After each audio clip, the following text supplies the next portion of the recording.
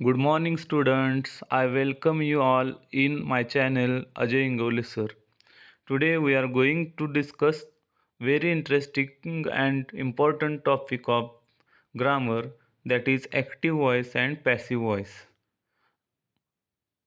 आज आपण active voice आणि पॅसिव्ह व्हॉईस यामध्ये वर्बमध्ये जे होणारे चेंजेस आहेत ते खूप सोप्या पद्धतीने पाहणार आहोत.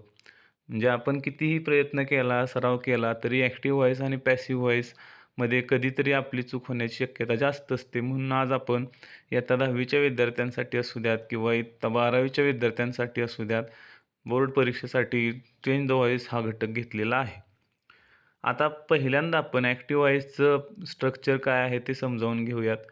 ॲक्टिव्ह व्हॉईसमध्ये सब्जेक्ट, वर्ब अँड ऑब्जेक्ट असं स्ट्रक्चर असतं.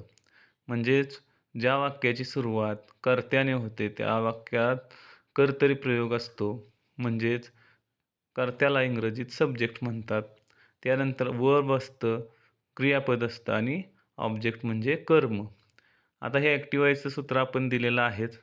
आता त्याचं पॅसिव्ह व्हॉईसचं पण सूत्र आपण पाहूयात.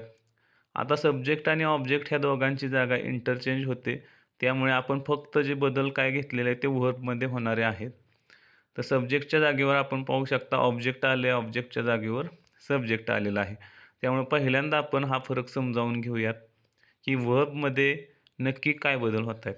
तर आपण जर पाहिलं ॲक्टिव्ह व्हॉईसमध्ये वर्ब आहे, त्याचं पॅसिव्ह व्हॉईसमध्ये होताना हेल्पिंग वर्ब प्लस V3 होतं आहे.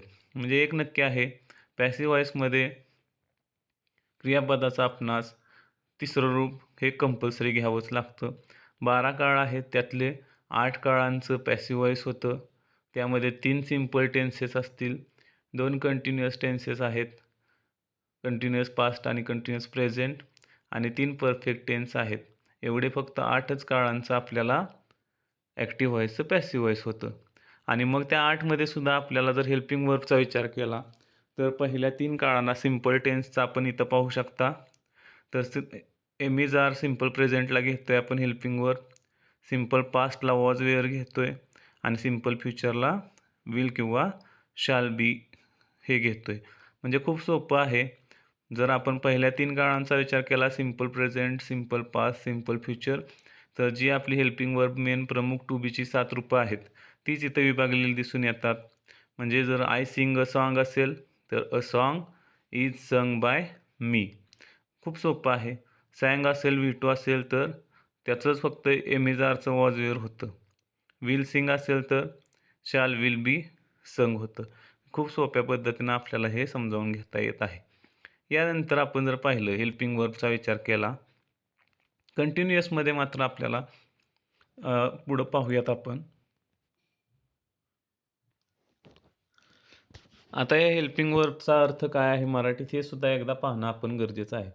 ज्यावेळी आपण म्हणतो M is are sung, a song is sung by me, एक गीत माझ्याकडून गायले जाते. एम इज आरचा अर्थ पॅसिव्ह व्हॉईसमध्ये इथं जाते असं आपण घेऊ शकतो. वॉज वेअरचा गेले असं घेऊ शकतो आणि शॅल विल बीचा जाईल असं घेऊ शकतो. म्हणजे डायरेक्ट मराठीचं इंग्रजी भाषांतर आपल्याला वाक्यानुसार सुद्धा करता येऊ शकतं. तसंच आता आपण कंटिन्युअस टेन्स पाहूयात. प्रेझेंट कंटिन्युअस तर am is are singing, I am singing a song. त्या ठिकाणी काय होतंय, a song is, is are जे आहे ते आहे घेतोच आपण. मात्र सिंगिंगमध्ये बदल काय करावा लागतोय बघा आपणास.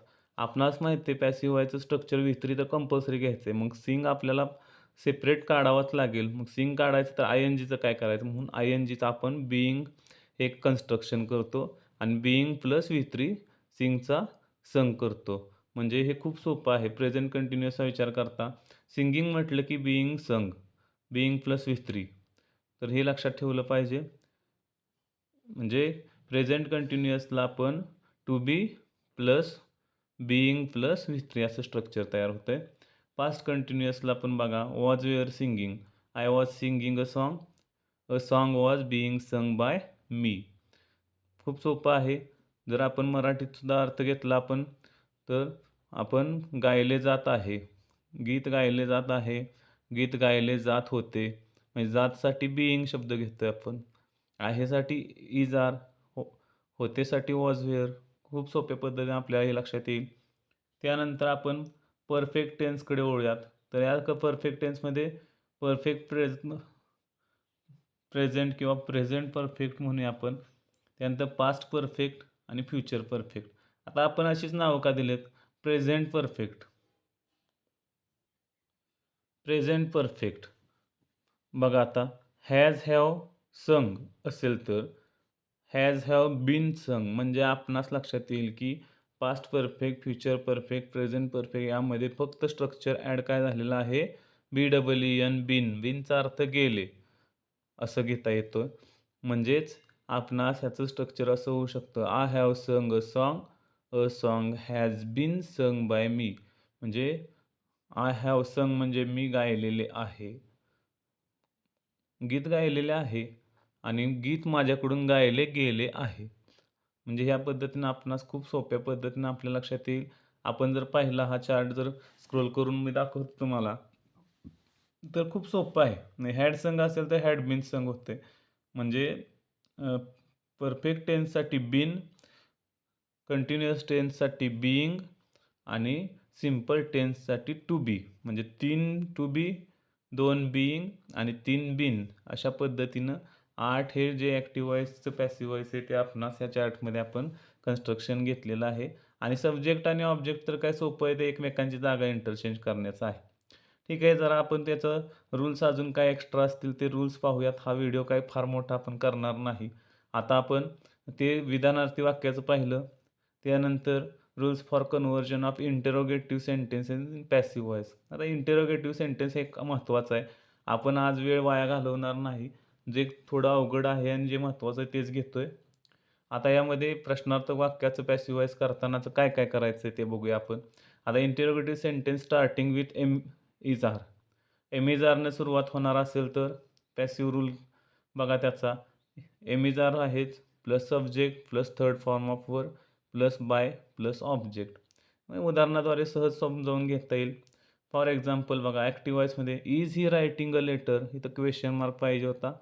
इज आला, सब्जेक्ट ही आला, थर्ड फॉर्म असेल इज ही रायटिंग. आता यामध्ये थोडासा बदल होणार आहे. थर्ड फॉर्मच येईल असं काही नाही. त्यानंतर पुढं आपण बघूयात. Active voice subject verb object, passive voice object helping verb plus V3 plus by plus subject. त्याचंच काय झालं आहे बघा आता. म्हणजे is a letter being written by him. Is he writing a लेटरचंच काय झालेलं आहे इज. इज नंतर बघा आता आपण इंटरचेंजसाठी आपण दाखवतो इथं. इज नंतर काय आलेलं आहे इज ही रायटिंगचं काय होणार आहे ऑब्जेक्ट जागेवर आलं इथं. इज म्हणजे सब्जेक्टच्या जागेवर ऑब्जेक्ट आलं. ऑब्जेक्टमध्ये काय आहे a letter, is a letter. आणि रायटिंगचं आपल्याला तिथं बिईंग रिटर्न फक्त करायचं आहे. आणि by him, he is writing a लेटरचं आपण is he writing a letter केलं. इज ही रायटिंग अ लेटरचं पुन्हा काय होते बघा. इजच्या नंतर ही आणि अ लेटरची जागा इंटरचेंज करू. इज नंतर अ लेटर येईल. त्यानंतर रायटिंग आहे. रायटिंगचं बिईंग रिटर्न मगाशीच आपण पाहिलेला आहे तो ING का काढावा लागतोय तर V1 घेतल्याशिवाय V3 करता येत नाही आपल्याला. म्हणून बिईंग केलं आणि V3 रिटर्न आणि बाय हिम ह्या दोघांची जागा इंटरचेंज केली. खूप सोपं आहे हे. त्यानंतर डज असताना कसं होईल. आता रूलपेक्षा आपण डायरेक्ट उदाहरणांकडे जाऊया, कारण उदाहरणातून आपल्याला लगेच लक्षात येते काय फरक आपल्याला करता येतो. बघा आता ॲक्टिव्ह व्हॉईस असेल does he need a pen. त्याला पेनची आवश्यकता आहे का? आणि मग त्याचं काय केलं जाते डज असेल तरी डज काढून तो इज घेतला. Is a pen needed by him. आता इज का घेतला बघा. हा आहे सिम्पल प्रेझेंट टेन्स आहे. मग सिम्पल प्रेझेंट टेन्सचा आपल्याला आपणास माहीत आहे structure is R plus V3. म्हणूनच आपण काय केलं ही नीड्स अ पेनचं काय केलं आहे पेन इज नीडेड होणारच होतं. मग त्यापेक्षा आपण काय केलं प्रश्नार्थकमध्ये आहे ना, मग त्यामुळं आपण is a pen needed by him म्हणजे डज जरी असलं तरी पहिल्यांदा हेल्पिंग वर्ब आपण इज घेतोय. त्यानंतर दोघांची जागा इंटरचेंज ही आणि पेनची. पेन पहिल्यांदा आला is a pen needed by him. Did असताना तसं फक्त काय होणार इजचा फक्त वॉज होणार. Did Ram write a letter. Did Ram write a लेटरचं was a letter written by Ram. म्हणजे बघा आपण जरी ह्याचं अगदी ताळा जसं आपण गणितात म्हणतो तसं जरी करायचं झालं, तर याचं काय होईल, राम रोट अ लेटर असं झालं असतं ॲसर्टिव्हमध्ये. मग राम रोट अ लेटरचं काय झालं असतं, a letter was written by Ram. मग तसंच हे आपण जर पाहिलं तर खाली जे दिलेलं पॅसेजचं वाक्य आहे तसंच येते, a letter was written by Ram. आणि त्यामध्ये परत आपण काय केलं, ते व्हर्बल क्वेश्चन असताना अ लेटर आणि वॉजची जागा चेंज केली. म्हणजे अ लेटर वॉजचं was a letter written by Ram. म्हणजे जरी काही जणांना येत नसेल इंटरोगेटिव्ह, तरी त्याचं तुम्ही ॲसर्टिव्हमध्ये रूपांतर करून लगेच म्हटलं ते करता येईल. पण हे खूप सोपं आहे. डीड असेल तरी आपण काय घ्यायचं आहे, तर वॉज रिटन हेच घ्यायचं आहे. कारण डीड कधी घेतो आपण, सिंपल पास्टला घेतो. राम रोट अ लेटरचंच did Ram write a letter घेतलेलं आहे. त्यानंतर वॉज वेअर असेल तर, आता वॉज वेअर असेल तर वॉज शी कुकिंग फूड. आणि वॉज शी कुकिंग फूडचं काय होतं आहे बघा, तर हा पास्ट कंटिन्यूअस आहे. वॉज बिईंग कुक्ड यायला पाहिजे आपल्याला. वॉज बिईंग कुक्ड आहे असं करायचं वॉज कुकिंगचं, आणि शीचं आणि फूडची जागा फक्त इंटरचेंज करायची. किती सोपं आहे लक्षात घ्या. वॉज बिईंग कुक्ड लिहिलं, शीच्या जागेवर आपण फूड आणलं, वॉज फूड बिईंग कुक्ड, उत्तर तयार झालं. आणि बाय हर, शीची द्वितीया. हॅज हॅव हॅडचं पण बघा आपण पाहू शकता. हॅज हॅव हॅडचं सुद्धा आपल्याला जसं स्ट्रक्चर ॲसर्टिव्हसाठी आहे तसंच आपल्याला घ्यायचं आहे. मग has she written a book, मग त्यात बदल काय होणार आहे, हॅज बीन रिटन तर फिक्स आलं आपलं, हॅज रिटनचं हॅज बीन रिटन मागाशी वर चार्टमध्ये दिलेलं तसंच. हॅज बीन रिटन आलं आणि शी आणि अ बुकची जागा चेंज केली. अ बुक सुरुवातीला आलं. Has a book been written by, शीची द्वितीया हर. त्यानंतर मॉडल ऑक्झिलरी वर्बचं मे असेल, कॅन असेल, त्याचा काय रूल आहे बघूया. Can she control the situation असं असेल तर कॅन बी कंट्रोल्ड हे आपणास माहीत आहे. कॅन बी कंट्रोल्ड कसं होतं आहे बघा, कॅन बी कंट्रोल्ड आलेलंच आहे. आता द सिच्युएशन आणि शी या दोघांची इंटरचेंज जागा. द सिच्युएशन अगोदर, can the situation be controlled by her.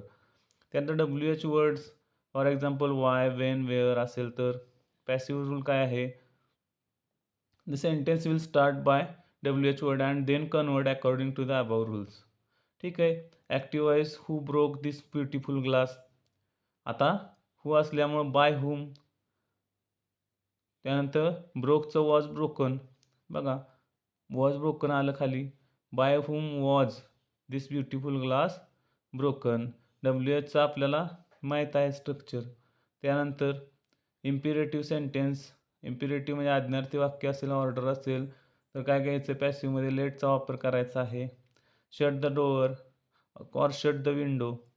Late the window be shut. त्यानंतर रिक्वेस्ट करायची असेल तर आपण please open the door, you are requested to open the door. Suggestion असेल, always speak the truth.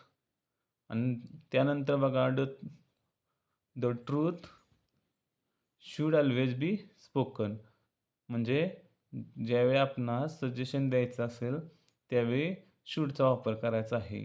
The truth should always be spoken. Advice बघूया. You are advise plus to plus object म्हणजे work hard. आता advice आहे त्याला वेळी you are advise to work hard. Imperative सेंटेन्सला advise to. The sentences which express the state of mind or feelings we don't use by in them. त्यामध्ये by घ्यायची आवश्यकता नाही आपल्याला. बघूया आपण. There is no milk to waste. आता बघा इथं कोणाकडूनची आवश्यकता नाही, म्हणजे हे एक जनरल आहे की there is no milk to waste. आता there is no milk to be wasted, म्हणजे टू वेस्ट ही इन्फिनिटिव्ह ज्यावेळी आपण वापरतो त्यावेळी फक्त टू बी वेस्टेड घ्यायचं आहे. अशा प्रकारे आपण आज आपला हा ॲक्टिव्ह वॉईस आणि पॅसिव्ह वॉईसचा व्हिडिओ पूर्ण करत आहोत. खूप सोपा आणि खूप कमी वेळात आपण हा व्हिडिओ पाहिलेला आहे, तयार केलेला आहे. कारण का तर बोर्डाच्या विद्यार्थ्यांचा आपणास जास्त वेळ घ्यायचा नाही, त्यामुळं हा व्हिडिओ आज आपण पूर्ण केलेला आहे. आपण सर्वांनी याचा आपल्या परीक्षेसाठी उपयोग करून घ्यावा. याचा आपणास नक्कीच उपयोग होईल अशी मी आशा करतो. I hope that this video will be very helpful for your upcoming examination. Thank you.